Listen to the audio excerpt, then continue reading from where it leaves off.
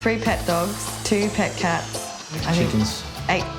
6 chickens, 8, I can't keep count. And this backyard, well, it's a cross between a petting zoo and doggy daycare. What a start. Yeah, look, that whole area behind us can be tarted up. I think just grass through here is going to be nice. Put in the new lawn, screen off the old veggie patch. Oh, my goodness me, this has been transformed.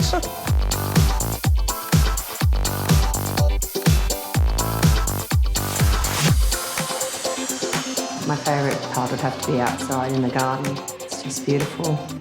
Got your little patch ready to go for herbs. I love the fire pit area.